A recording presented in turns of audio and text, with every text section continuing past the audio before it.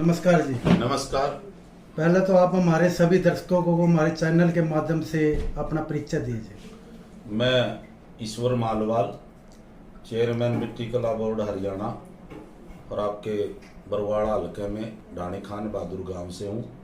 और मैं आपके चैनल के माध्यम से आपके समर्थकों को, आपके साथियों को, मेरे सभी प्रदेशवासियों को बहुत बहुत प्रणाम, सादर प्रणाम। चेयरमैन साहब, 2024 का विधानसभा चुनाव नज़दीक आ चुका है। उसके बारे में टिकटों की दौड़ में काफ़ी लोग घूम रहे हैं, उसके बारे में हमारी जनता को बताइए। देखिए, लोकतंत्र है। हर चुनावी समर में जब जब चुनाव आते हैं, चाहे वो किसी भी तरह के चुनाव हो, सभी लोग चाहते हैं कि मुझे पार्टी की टिकट मिल जाए।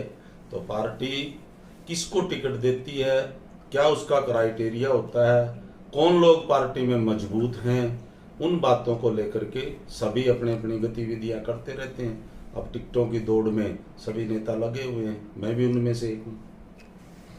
लोग भी आपकी टिकट को पक्का मान रहे हैं और आप भी पक्का मान रहे हैं, इस बारे में आपका क्या कहना है? देखिए, लोग टिकट को पक्का मान रहे हैं। मैं ये कहता हूँ कि जब तक टिकट ना मिले उसको मैं पक्का नहीं मानता, लेकिन मैं उम्मीद करता हूँ, क्योंकि मेरा अधिकार है। बरवाड़ा क्षेत्र में मेरा जन्म ढाणी खान बहादुर में हुआ है। बरवाड़ा में ही मैंने पढ़ाई की है, मैट्रिक तक की। बरवाड़ा से मैं दिल्ली पैसेंजर कॉलेज में जाता था हिसार में, वहाँ भी मेरे सारे साथी, क्योंकि बरवाड़ा एक ऐसा एरिया है, आसी रोड पे भी बरवाड़ा के गांव लगते हैं, हिसार रोड पर भी बरवाड़ा के गांव लगते हैं।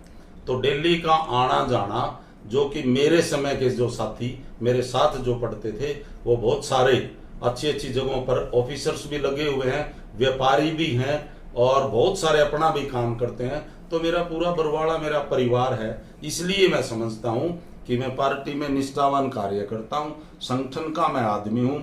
मुझे पिछले दिनों भारतीय जनता पार्टी ने ओबीसी मोर्चा का जिला अध्यक्ष बनाया। मैं आपके माध्यम से बताना चाहता हूँ कि जब ओबीसी की प्रदेश कार्यकारिणी की मीटिंग 3 बार हुई, तीनों बार हिसार जिले के जिलाध्यक्ष और उनके साथियों को ये बधाई दी गई कि ओबीसी मोर्चा का काम पूरे प्रदेश में यदि सबसे बढ़िया है तो वो हिसार जिले का, मैं अपने आप को भाग्यशाली मानता हूँ। मैंने पार्टी में काम किया है, चाहे पन्ना प्रमुख की बात हो, चाहे शक्ति प्रमुख की बात हो, चाहे पिछले दिनों आपने देखा मैंने एक छोटा सा ऑफिस खोला मेरे ढाणी खान बहादुर में। इसलिए ऑफिस खोला कि जैसे ही पार्टी ने मुझे चेयरमैन बनाया तो लोगों की उम्मीदें बढ़ जाती हैं कि अभी ये साथी सरकार में भागीदारी इसकी है, सरकार का ये नुमाइंदा है। कोई कहेगा मेरी पेंशन रुकी हुई है, कोई कहेगा जी मेरे बिजली का कनेक्शन नहीं लगा हुआ, कोई कहेगा जी मेरे बच्चे का सर्टिफिकेट नहीं बना हुआ।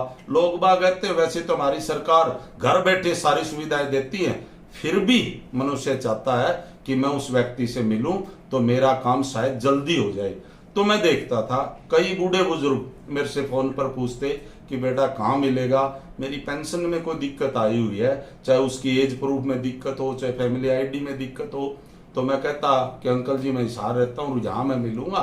तो मैं देखता था कि उनको आते आते काफी तो समय लगता था, बड़ी परेशानी होती थी। तो मैंने सोचा कि मेरा गांव ढाणी खान बहादुर है और ढाणी खान बहादुर इत्तेफाक से एक सेंटर सी में है, जो कि पूरे बरवाड़ा हल्के के 40 के 40 38 गांव इधर उधर लगते हैं। तो मैंने मेरे गांव में एक ऑफिस बनाया।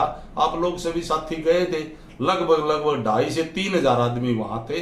आपने देखा था सबकी बैठने की व्यवस्था थी, महावीर गुड्डू सांस्कृतिक प्रोग्राम के लिए आए हुए थे, सबकी खाने की व्यवस्था थी। और उस दिन मैंने ये अनाउंस किया था कि मैं इन बरवाड़ा हल्के के साथियों के लिए, बल्कि जितने भी साथी मेरे समर्थक है, मेरे शुभ चिंतक है, चाहे वो प्रदेश के किसी भी जिले से किसी भी हल्के के हो, वो संडे और मंडे 2 दिन मैं ढाणी खान बहादुर मिलूंगा।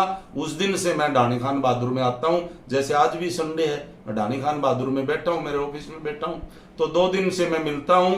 तो मैं अपने आप को इसलिए मानता हूं कि मैं सारी गतिविधियां, चाहे जब पंचायती राज संस्थाओं के चुनाव हुए पूरे प्रदेश में, मैंने सभी जनप्रतिनिधियों का सम्मान समारोह मेरे कुमार धर्मशाला में किया। माननीय डिप्टी स्पीकर चौधरी रणबीर गंगवा जी उसके मुख्य अतिथि थे। इसी तरह से सरपंचों ने मुझे बुला करके अभी पिछली 8 जनवरी 2024 को रायपुर रोड पर एक मैरिज प्लेस है, वहां उसके नजदीक सभी सरपंचों ने मेरा जन्मदिन मनाया और मैंने कहा ये प्रोग्राम आपने किया, आपने मुझे समय तो लिया ही। उन्होंने कहा कि मुझे हमारे को तो ये आपको सरप्राइज गिफ्ट देना था। तो मैं आपको एक माध्यम से एक बात बताना चाहता हूं, सरपंच साथी जो गांव का मुखिया होता है, सम्मानित सदस्य होता है, वो मुझसे बहुत प्यार करता है। बार बार अभी यहां बैठे बैठे 2-3 सरपंचों के, बड़े गांव के साथियों के फोन आए कि भाई 2-3 दिन हो गए आप आए नहीं, कब आप आ रहे हो?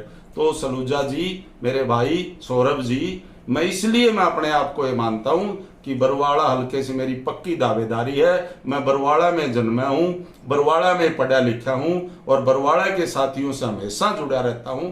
तो मैं मानता हूं कि भारतीय जनता पार्टी वैसी भी ओबीसी मोर्चा की तरफ अच्छी मेहरबान है, सारा समाज का काम देखती है, सब समाजों का काम करती है। फिर भी बैकवर्ड जो कांग्रेस की सरकार में जिनके साथ ज्यादतियां हुई, चाहे वो नौकरियों की बात हो, जब हमारे आरक्षण की बात होती थी, सीटों की बात होती थी, मान लिया 20 सीट हमारे नाम आती थी तो 2-4 लेकर के छोड़ दिए जाते थे कि योग्य उम्मीदवार ना मिलने के कारण ये पद खाली छोड़े जाते हैं और बैकडोर से उनको भर लिए जाते थे। आज आप देखिए मेरी फेसबुक उठा करके, और जितने साथी मुझे देख रहे हैं मैं उनसे भी ये प्रार्थना करता हूं कि आज इस वीडियो में आप ये देखना और इसको साथ जोड़ करके फेसबुक खोल के देखना कि पिछले दिनों टीचरों की भर्ती हुई, डी ग्रुप की भर्ती हुई, सी ग्रुप की भर्ती हुई, एसडीओज की भर्ती हुई। तो बहुत सारे साथी मेरे पास मिठाई का डब्बा लेकर के आए कि साथी आपकी सरकार ने मान सम्मान दिया, हम आपका मीठा मुंह करवाने के लिए आए।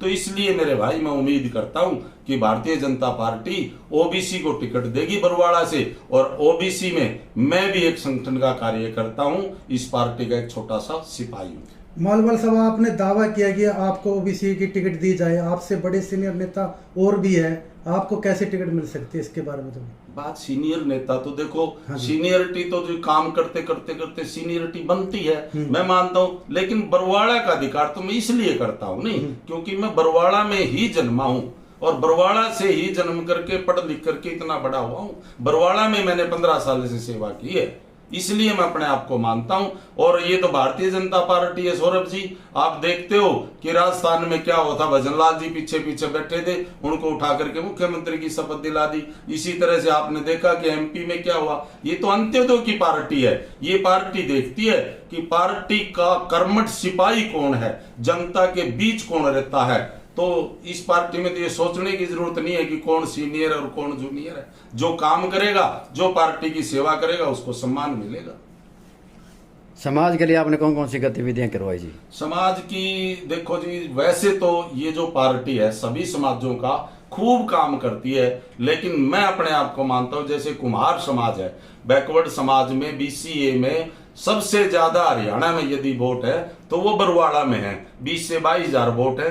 मेरे गांव है, बैबलपुर है, बाड्या, खेड़ी, बरकी, तीनों ढाणिया है, बुगाना, दिगताना है, तो बहुत सारे गांव ऐसे हैं, खरड़लीपुर है, जैसे कि कुम्हारों के बहुत सारे वोट है। और सब में मेरी चित परिचित, जाने अनजाने में कहीं ना कहीं रिश्तेदारियां भी हैं, कहीं ना कहीं यारी दोस्ती भी है। मैं सबसे मिलता जुलता रहता हूं, सुख दुख में जाता हूं, और सबके लिए मैंने अभी आपको बताया कि एक ऑफिस बनाया हुआ ढाणी खान बहादुर में, जिस भी भाई की जो बात है।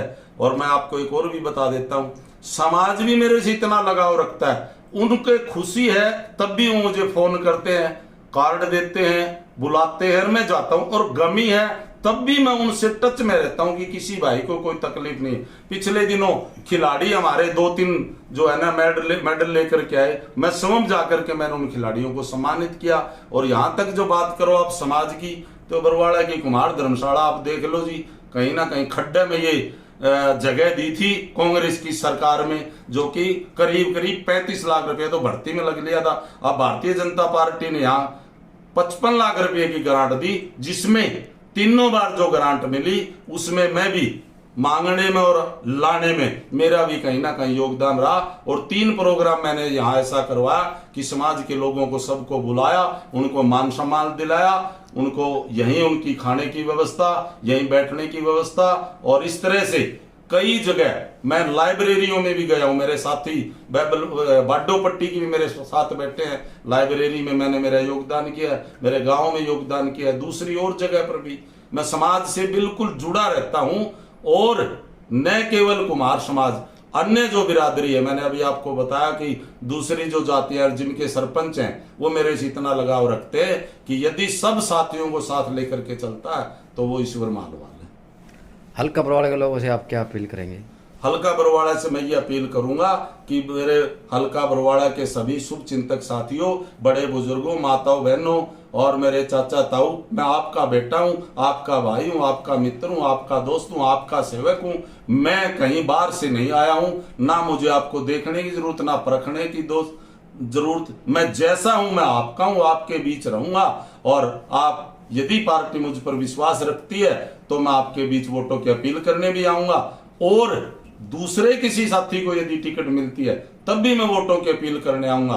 मैं संगठन का आदमी हूं, ओबीसी मोर्चा का जिला अध्यक्ष रहा हूं, और भारतीय जनता पार्टी जिस भी साथी को कमल का फूल देगी उस कमल के फूल को खिला करके 90 विधानसभाओं में सबसे ज्यादा वोटों से बरवाड़ा हल्का से जिता करके चंडीगढ़ में हम भेजने का काम करेंगे।